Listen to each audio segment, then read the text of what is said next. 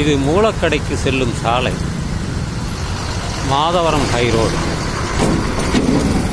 பெரம்பூரிலிருந்து மாதவரம் வரை செல்லக்கூடிய சாலை தான் மாதவரம் ஹைரோடு. அந்த சாலையில் தான் நான் தற்பொழுது நடைபயிற்சிக்காக வந்துள்ளேன். சரி, நமக்கு கண்கள் 2 இருக்கிறது, காதுகளும் 2 இருக்கிறது, மூக்கு ஒன்றுதான், ஆனால் துவாரங்கள் 2, வாய் 1, நாக்கு 1.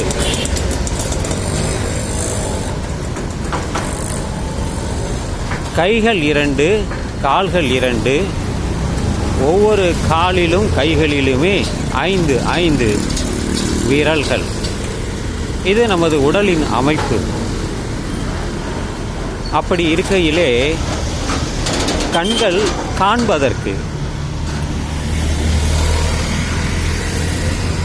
காதுகள் ஒலியை கேட்பதற்கு, மூக்கு சுவாசிப்பதற்கு, நாக்கு ருசியை காண்பதற்கு, வாய் உணவை உண்பதற்கு. இது எல்லாமே நம்முடைய தலையில் தானே இருக்கிறது. அதனால்தான் தலை ஒரு முக்கிய உறுப்பாகும்.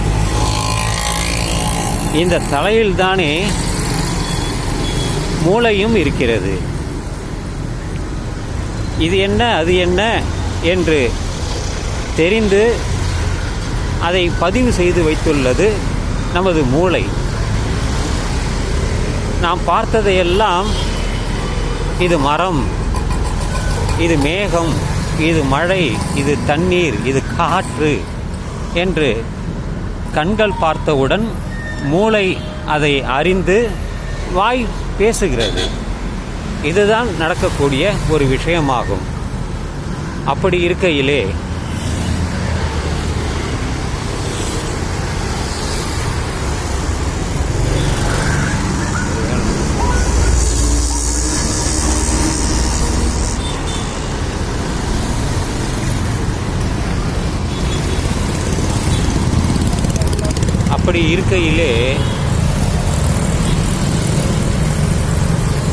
நமக்கு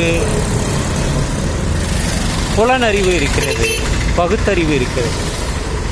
அப்படி இருக்கையிலே எதற்காக இந்த கடவுள் என்ற ஒன்று நமக்கு அது தேவையே இல்லையே? எதற்கு நமக்கு அது தேவை? நமக்கு இதெல்லாம் கிடைக்கும் பொழுது சிந்திக்கிறோம். எதற்காக சிந்திக்கிறோம் என்றால் தெரிந்து கொள்வதற்கு, அறிந்து கொள்வதற்குத்தான். அப்படி இருக்கையிலே எதற்கு கடவுள் என்ற ஒரு சொல்லாடல்? இது எல்லோருக்கும் சொல்லப்பட்ட விஷயம். சிறு வயதில் எல்லோரும் சொன்னார்கள். அதை குழந்தைகள் முதற்கொண்டு பெரியவர்கள் வரை அதை கேட்டுக்கொண்டார்கள். யாரெல்லாம் இது சரியா தவறா என்று சிந்தித்த பொழுது ஒன்று விளங்கியது, இதெல்லாம் பொய் என்று.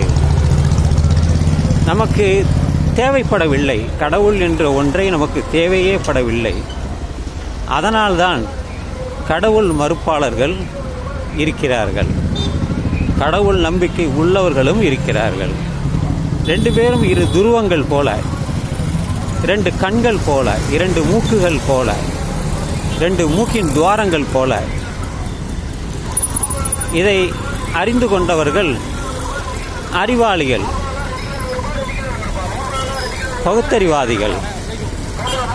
அவர்கள்தான் இன்று பல விஞ்ஞான சாதனைகளை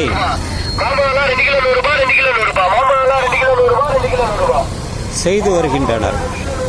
பல விஞ்ஞானங்களை செய்து வருவது இந்த பகுத்தறிவு தான். கடவுள் இருப்பதாக சொன்னவர்கள் அவர்கள் எதையுமே செய்யவில்லை. இந்த நாட்டிற்காக, இந்த உலகத்திற்காக.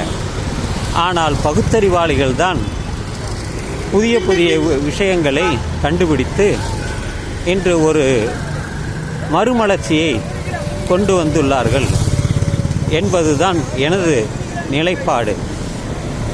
எனவே நண்பர்களே,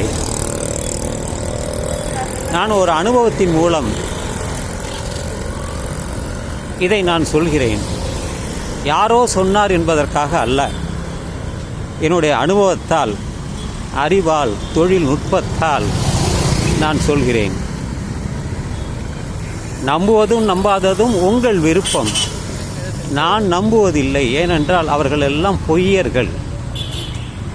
பொய்களை சொல்லி வியாபாரம் செய்கிறார்கள், கடவுளை வியாபாரம் செய்கிறார்கள். அதனால்தான் அவர்களை மதிப்பதில்லை, ஏற்றுக்கொள்வதில்லை.